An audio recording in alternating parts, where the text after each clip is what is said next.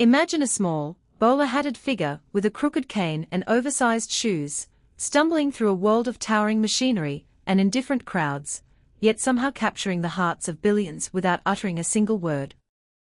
This seemingly impossible paradox defined the life of a man who emerged from the suffocating poverty of Victorian London to become the first true global superstar of the 20th century. He did not merely entertain audiences, he held up a mirror to society, blending slapstick comedy with profound social commentary, and transforming the silver screen into a universal language of hope, resilience, and quiet rebellion. His journey from a malnourished street child to the undisputed master of silent cinema is a masterclass in artistic reinvention, demonstrating that genuine humanity can outlast technological change, political persecution, and the relentless march of time. To understand his legacy is to understand the very birth of modern filmmaking, a landscape permanently shaped by a visionary who proved that laughter and tears are often born from the same source. The genesis of this unparalleled cinematic phenomenon began in the spring of 1889 in the working-class districts of South London, an environment defined by industrial grime, economic hardship, and the precarious existence of the urban poor. Born Charles Spencer Chaplin into a family of music hall performers, his earliest years were marked by instability and profound deprivation. His father, a vocalist and entertainer, abandoned the family early on, leaving his mother, a gifted but financially struggling stage actress, to raise him and his older brother in near destitution. When her voice failed and theatrical engagements disappeared, the household descended into severe poverty, forcing the children into workhouses and charity schools where institutional discipline replaced parental warmth. Rather than breaking his spirit, these formative experiences cultivated an acute sensitivity to human suffering and a keen observational skill that would later become the foundation of his artistic genius. He learned to read the subtle gestures of street vendors, the weary posture of factory workers, and the desperate humor of the marginalized, absorbing the rhythms of urban survival long before he ever stood in front of a camera. His escape from poverty began on the stage, where he joined a youth troupe and quickly demonstrated an innate understanding of physical comedy and timing. By his teenage years, he had secured a position with the prestigious Fred Karno Comedy Company, a touring ensemble that specialized in precise slapstick routines and character-driven sketches. His performances caught the attention of American producers, leading to a transatlantic tour that would ultimately alter the course of entertainment history. Upon arriving in the United States in 1913, he signed with the Keystone Film Company in California, a studio known for its frantic, low-budget comedies. Initially typecast as a clumsy side character, he rapidly recognized the limitations of the existing formula and began experimenting with a new persona that combined elegance with absurdity. Within weeks, he assembled a carefully curated costume consisting of a too-tight coat, baggy trousers, a battered derby hat, and a flexible bamboo cane, creating a figure that was simultaneously ridiculous and deeply dignified. This deliberate visual contradiction allowed audiences to laugh at his misfortunes while instinctively rooting for his survival, establishing an emotional connection that transcended language and cultural boundaries. The creation of his iconic character marked the beginning of an unprecedented creative ascent. Recognizing that commercial studios prioritized speed over substance, he negotiated unprecedented creative control, eventually becoming his own director, producer, and lead performer. This autonomy allowed him to refine his craft with meticulous attention to narrative structure, emotional pacing, and visual composition. His early feature-length productions demonstrated a remarkable evolution from simple gag-driven sequences to sophisticated storytelling that balanced humor with pathos. He pioneered techniques that are now fundamental to cinematic language, including the strategic use of lighting to shape mood, the deliberate manipulation of pacing to build tension, and the integration of music to enhance emotional resonance. His collaborative approach with cinematographers and set designers resulted in meticulously constructed environments that reflected the psychological states of his characters, transforming comedy into a deeply expressive art form. The financial success of his independent productions enabled him to accumulate substantial wealth, yet he consistently reinvested his earnings into elaborate studio sets, extended rehearsal periods, and multiple takes to achieve the precise physical timing required for his scenes. The 1920s and 30s represented the absolute zenith of his artistic influence, as he produced a series of masterpieces that continue to define the standards of cinematic excellence. Each film served as both a technical achievement and a social commentary, addressing themes of industrialization, economic inequality, and the erosion of human dignity in an increasingly mechanized world. He approached filmmaking with the discipline of a master craftsman, rehearsing movements for weeks, adjusting camera angles to emphasize spatial relationships, and editing sequences to maximize emotional impact. His willingness to tackle controversial subjects, including the psychological toll of modern labor, the struggles of immigration, and the absurdities of wealth disparity, set him apart from contemporaries who focused exclusively on light-hearted entertainment. He also embraced the transition to synchronized sound on his own terms, initially resisting dialogue to preserve the universal accessibility of his visual storytelling before strategically incorporating speech and musical scoring to expand his narrative possibilities. This calculated approach to technological change demonstrated a profound understanding of medium-specific strengths, allowing him to maintain artistic integrity while adapting to industry evolution. As his global prominence expanded, so did the political scrutiny surrounding his work and personal beliefs.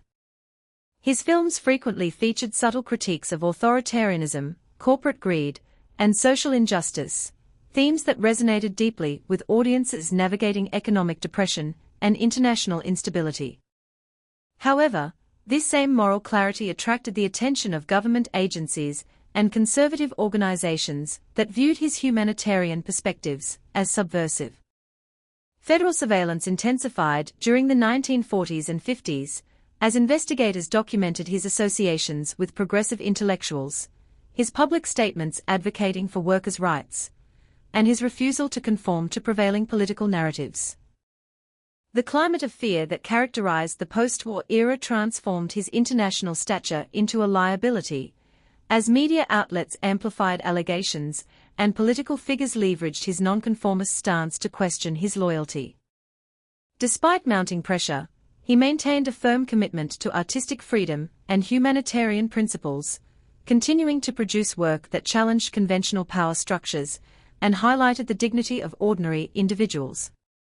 His refusal to publicly align with any single political faction ultimately isolated him from institutional support, leaving him vulnerable to coordinated campaigns designed to diminish his cultural influence.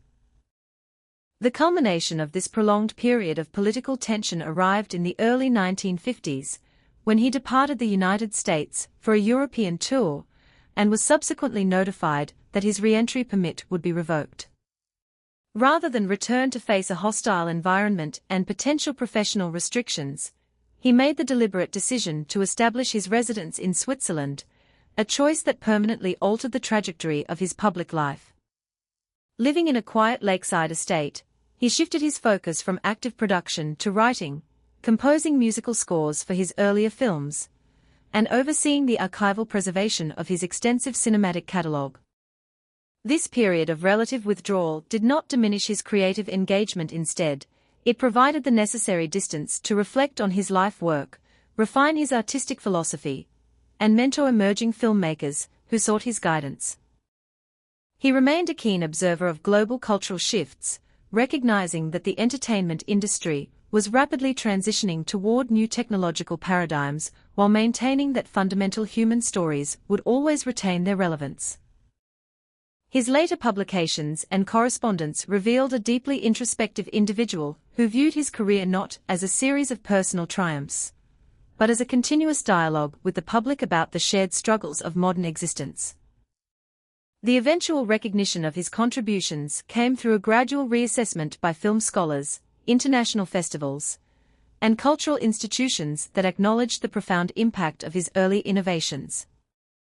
Decades after his departure from American studios, academic research highlighted his pioneering techniques in visual storytelling, narrative pacing, and emotional composition, establishing his work as essential study material in cinematography and performance programs worldwide.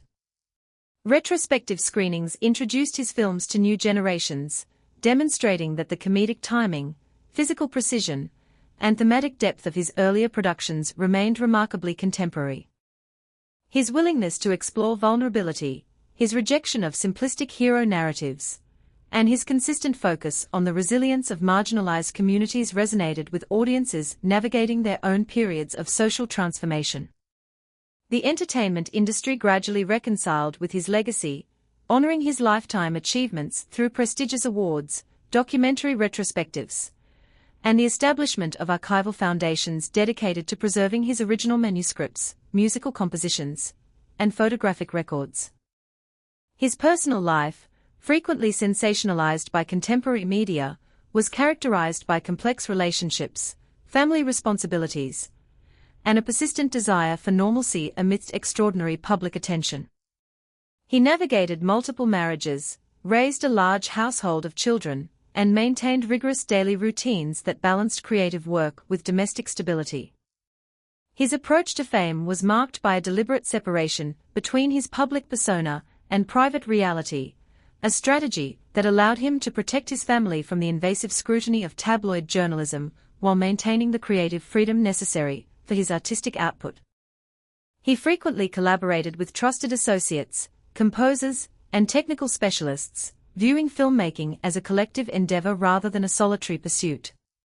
This collaborative philosophy extended to his financial management, where he established independent production structures that prioritized long-term creative control over short-term commercial gains, a model that would later influence independent filmmakers and studio executives alike. The enduring impact of his career extends far beyond box office records or award ceremonies.